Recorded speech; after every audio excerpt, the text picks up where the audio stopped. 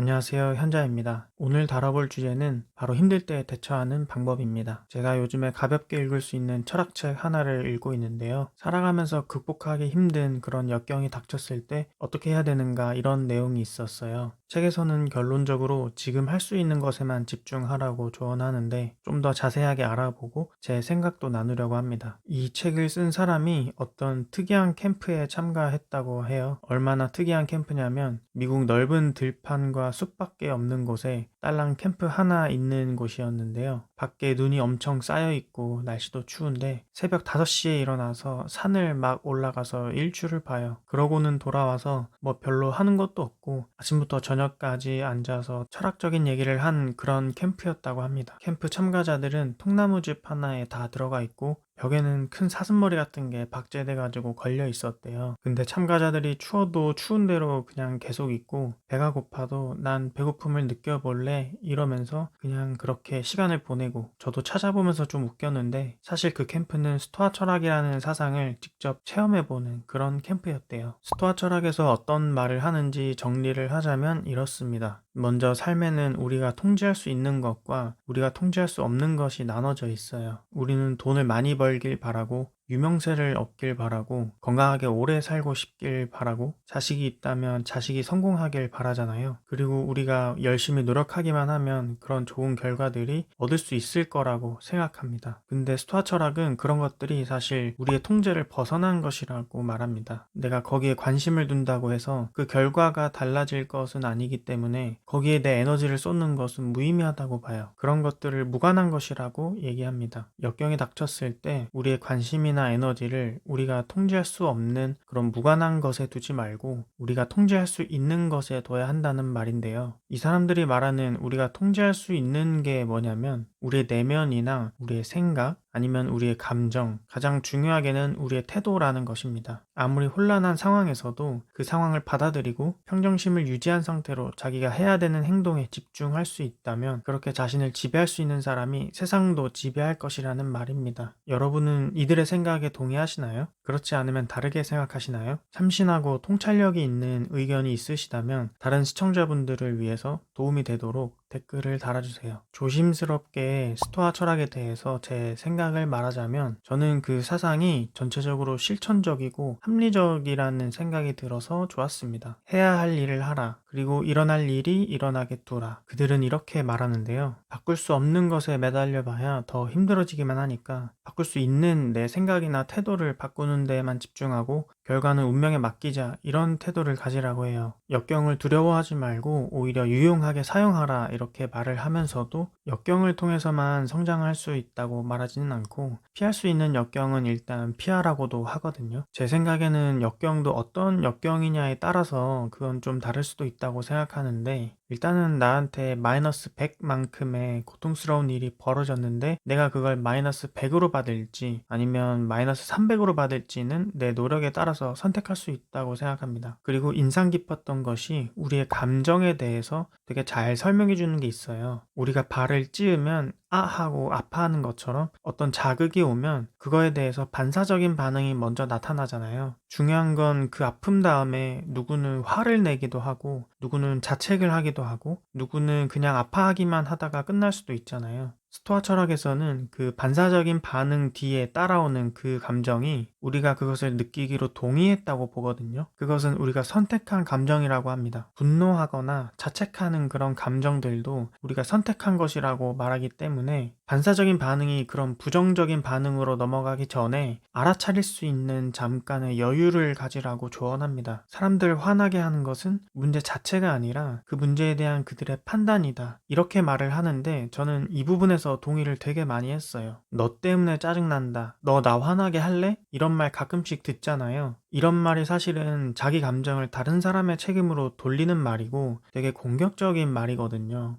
물론 상대방이 화를 낼 만한 계기를 제공했을 수도 있지만 같은 상황에서도 어떤 사람은 화를 내고 어떤 사람은 화를 또 안 내잖아요. 분노의 진짜 원인은 상대방이 잘못했다고 판단해버리고 상대방을 비난하는 내 생각에 있습니다. 저는 자전거가 있어서 가끔씩 타고 다니는데 걸어 다니는 인도에 자전거 도로가 같이 있는 경우가 많죠. 제가 자전거를 타고 다닐 때는 지나가는 사람들이 자전거 도로를 이렇게 침범하거나 이러면 엄연히 도로가 따로 구분이 돼 있는데 왜 저렇게 침범을 할까? 이런 생각이 들기도 하고, 그러다가 제가 자전거 없이 인도로 걸어 다닐 때는 자전거 도로를 침범해 놓고도 아니 사람이 지나다니는데 자전거가 알아서 조심조심 다녀야지 이렇게 생각했던 적이 있거든요. 내가 어떤 상황이냐에 따라서 입장과 생각이 이렇게 바뀌는 것을 보고 만약에 사고라도 났다면 상대방한테 화를 내기로 내가 선택한 것일 수도 있겠다 이렇게 생각했어요. 스토아 철학에 대해서 한 가지 의문은 남아 있습니다. 모든 것이 우리 자신에 달려 있다. 우리 생각이 모든 것을 결정한다. 그들은 우리 내면에 대해서 이렇게 말하기도 하는데요. 제가 들었던 의문은 이거였습니다. 우리의 내면이나 태도 같은 것들이 정말 100% 온전히 우리가 통제할 수 있는 것인가? 사람이 환경에 적응하는 동물이라고 하잖아요. 주어진 환경은 사람마다 다를 수밖에 없고 저는 환경이 인간에게 미치는 심리적인 영향은 엄청나다고 생각하거든요. 내가 환경을 선택할 수 없었고 그것에 영향을 받아서 나의 태도가 이미 결정된 것이라면, 아니면 그렇게 형성되어 온 것이라면 우리는 정말 우리 내면에 대한 통제권을 가지고 있는 것인가? 이런 질문이 들었어요. 그리고 또 한편으로는